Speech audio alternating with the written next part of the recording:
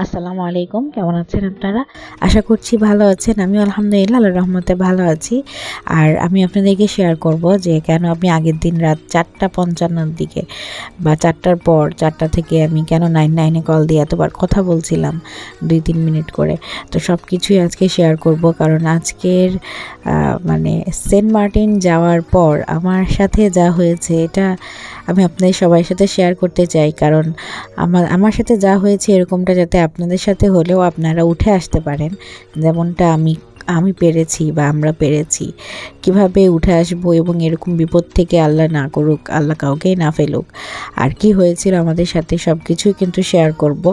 আর সত্যি কথা বলতে সেন্ট মার্টিনের আমি কখনো যাব না। আমার এমন ভয় হয়েছে, এমন রাগ হয়েছে, আমি আর ওখানে যেতে চাই না। তবে হ্যাঁ, সেন্ট মার্টিন অনেক সুন্দর, ওখানের সমুদ্রের পানি খুবই সুন্দর।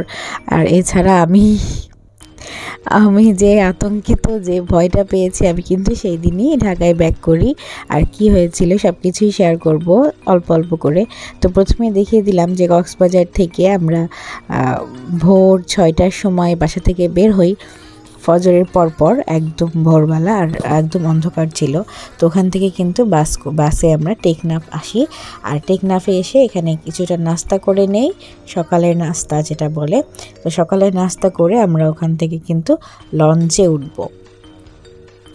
তো শিপে ওঠার আগে আমরা টিকিট সবাইকে মানে টিকিট কাউন্টারে টিকিটটা দেখিয়ে নিয়ে আমরা দলে দলে হেঁটে যাচ্ছিলাম, কারণ এখন আমরা শিপে উঠব। আর শিপে ওঠার সময় সব কিছু তো শেয়ার করবই। এতটা পরিমাণে ভিড়, আমি দেখাচ্ছি আপনাদেরকে, ভিড়ের জন্য কিন্তু ঠেলে হাঁটা যাচ্ছে না, এরকম একটা ব্যাপার। আর জানি না, হয়তো বা শনিবার বলে এত ভিড় ছিল। আমরা যেদিন যাই সেদিন ছিল শুক্রবার। আর ওখানে টিকিট দেখিয়ে আমরা কিন্তু শিপে ওঠার যে রাস্তাটা সেটা পার হচ্ছিলাম। এটা কিন্তু খুবই ডেঞ্জারাস আমার কাছে, আমি খুব ভয় পেয়েছি ওইখানে হাঁটতে গিয়ে। তো যাক, এই যে আমরা এখন শিপে উঠে গিয়েছি আর যাব এখন সেন্ট মার্টিনে। আর যাওয়ার সময় আসলে যেহেতু আগের দিন সারাদিন ঘোরাঘুরি করেছি, রাত্রে তেমন ভালো ঘুম হয়নি, আবার ভোরবেলা উঠে সেন্ট মার্টিনের উদ্দেশ্যে রওনা হয়েছি। তো সেন্ট মার্টিন যেতে কক্সবাজার থেকে টোটাল 6 ঘন্টা লাগে, 3 ঘন্টা টেকনাফ আসতে, দেন 3 ঘন্টা কিন্তু শিপে। তো এতটা জার্নি করছিলাম, শরীরও তেমন ভালো লাগছিল না। আর হয়েছে কি, যে ঘটনাটা আপনাদের মাঝে আজকে শেয়ার করব, সেটা এরকম ঘটনা আমি কখনো আমার লাইফে কখনো হয়নি। আর এরকম ঘটনা আমি আমার জীবনে কখনো শুনিও নাই, আর দেখা তো দূরেরই কথা। তো এই যে এত জার্নির পর আমি এত 7 সমুদ্র 13 নদী পার হয়ে সেন্ট মার্টিন পৌঁছাই। আর সেন্ট মার্টিন পৌঁছানোর পর ওখানে আমাদের একটি হোটেল বুক করা ছিল, ওই হোটেলে আমরা উঠি। তো ওইখানে আমরা যে রিসোর্টটা বুকিং করেছিলাম ওইটার এতটাই সমুদ্রের পাশে যে জানলা থেকে আমরা কিন্তু বিচ দেখতে পাই। তো তারপর আমরা ওখানে পৌঁছাই, এই যে সেন্ট মার্টিন প্রায় চলে আসছি। তো ওখানে পৌঁছানোর পর আমরা, যেহেতু দুপুর হয়ে যায়, দুপুরের লাঞ্চটা সেরে আমরা হোটেলে যাই। আর হোটেলে গিয়ে ভাবি যে এখন একটু রেডি হয়ে কোথাও না গিয়ে একটু ঘুমানো দরকার। কারণ আমরা আগের দিন যেহেতু কক্সবাজারে সারাদিন ঘোরাঘুরি করেছি, দেন রাতেও ঠিকমতো ঘুম হয়নি, আবার ভোরবেলা বের হয়ে তারপরে আবার মানে সেন্ট মার্টিন আসি। সেন্ট মার্টিনের জার্নিটা তো বেশ বড়, 6 ঘন্টার জার্নি। তারপরে এসে যদি এখন আবার ছোটাছুটি করি, শরীরের জন্য অনেক বেশি খারাপ হয়ে যাবে। তো কিছুক্ষণ ঘুমাই এই যে নিঝুমবাড়ি রিসোর্টে। ওঠার পর আমরা কিছুটা টাইম ঘুমিয়ে নিই। ঘুম থেকে উঠে দেখি যে আসর হয়ে গিয়েছে, এখন আর কী করব। তো তখন ঘুম চোখে আমরা একটু দেখতে পাচ্ছেন, আমি যে হোটেলটার মানে রিসোর্টটার পাশে হাঁটছি, এই যে জানালা, এই জানালার পাশেই আমার রুমটা পড়েছিল। আর ওই তো রিসোর্ট থেকে বের হয়ে সমুদ্রের পাড়ে একটু পা চোবাচ্ছি। আর কি হয়েছিল সেটাই আপনাদের সাথে শেয়ার করব এখন। আর যেহেতু বললাম বিকালের দিকে একটু রিসোর্টে আসে পা চুবানোর পরে, তারপরে আমি কিন্তু বাসায় চলে আসি। আর বাসায় এসে কিন্তু আমরা ফুল ফ্যামিলি সবাই মিলে বের হই বারবিকিউ করার জন্য মাছ খুঁজতে। তো বারবিকিউ করার জন্য আমরা কিন্তু কোরাল মাছটাকেই চুজ করি এবং কোরাল মাছ নিয়ে বারবিকিউ করে দেন বাসায় ফিরি। আর বাসায় ফেরার পরের ঘটনা, মানে এই যে আমরা এখন সন্ধ্যার পর সবাই মিলে একসাথে বের হয়েছিলাম, কিন্তু বের যখন হয়েছি প্রত্যেকটাই এলাকায় কয়েকটা হাতে গোনা বিল্ডিংয়ে লাইট জ্বলছে। আমি কিন্তু ভিডিওতে দেখিয়ে দিচ্ছি, বাকি সবটা অন্ধকার, এতই অন্ধকার, মানে কিছু কিছু দোকান খোলা, কিছু কিছু দোকান বন্ধ, খুব ভয় লাগছিল। তারপরে ওখানে কিছু কিছু দোকানে, যেমন চায়ের দোকান কয়েকটা খোলা ছিল, ওখান থেকে সবাই চা খেয়েছে, আমি একটু দুধ খেয়েছি। তো এইভাবে পার করছিলাম। আর বাসায় আসার পরে আমরা বারবিকিউটা খেয়ে যখন রাত্রে ঘুমাই, তখন কিন্তু রাত 12টার পরে, প্রায় রাত 12টা-1টা বাজে, তখন আমরা বিছানায় শুই যে যার মতো। তো আমার যে বেডটা ছিল সেটা ছিল একদম জানালার পাশে, আর একদমই জানলার সাথে লাগানো বললেই হয়। আর জানলাগুলো তো দেখেছেন কতটা বড়, আর জানলা যে থাইগুলো ওগুলো কিন্তু লক সিস্টেম না। আমি জানলা লাগিয়ে পর্দা দিয়ে ঘুমিয়েছি।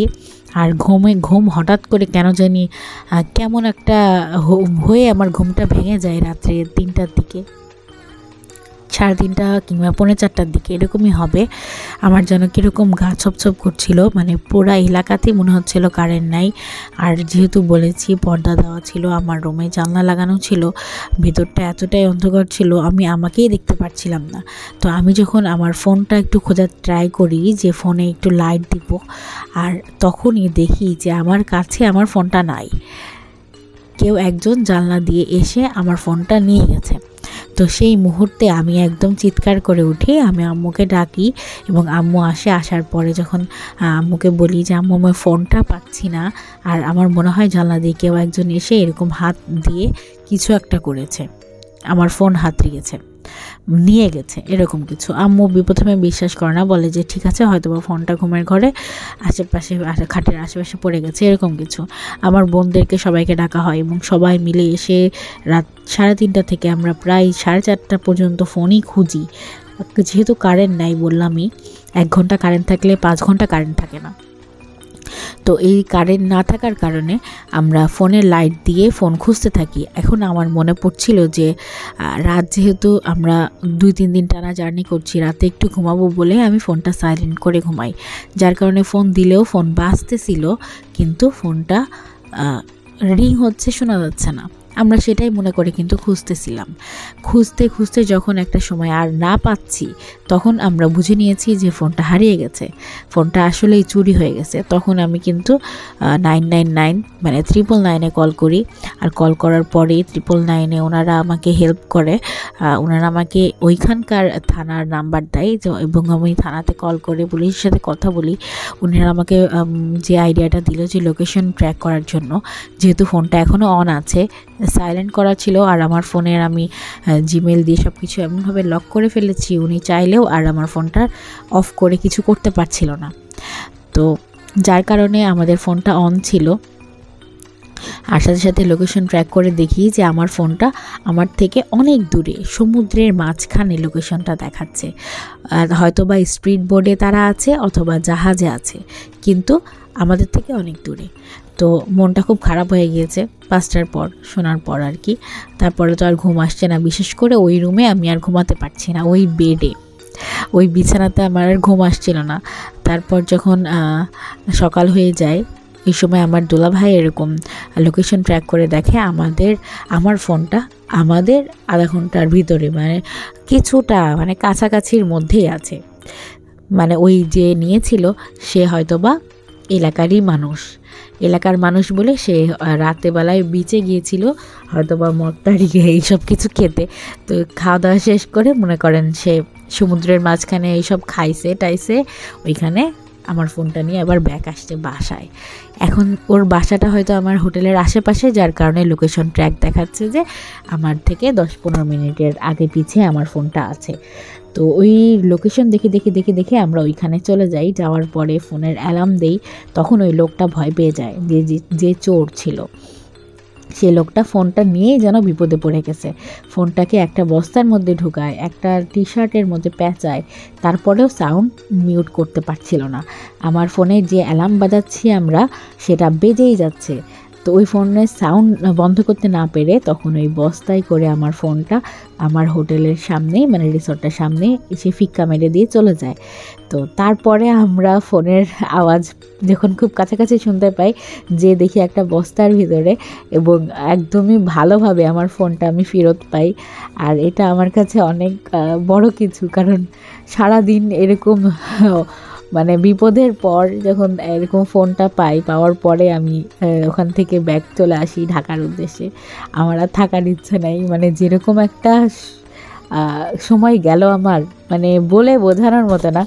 যাক, তারপরও সব কিছু মিলিয়ে আলহামদুলিল্লাহ খুবই মজা করেছি। আর তারপরে যে ঢাকায় ব্যাক করেছি, এই যে দেখতেই পাচ্ছেন, আর ভিডিওতে যা যা দেখিয়েছি সব কিছু তো টুকটাক বুঝে নিয়েছেন। আর এখন ঢাকায় ফেরার পরে সিএনজি করে এখন বাসায় চলে আসলাম। আর কার সাথে এরকম হয়েছে বা ফোন পরে ফেরত পেয়েছেন কারা, আমাকে একটু জানাবেন। আজকের মতো এখানে বিদায়।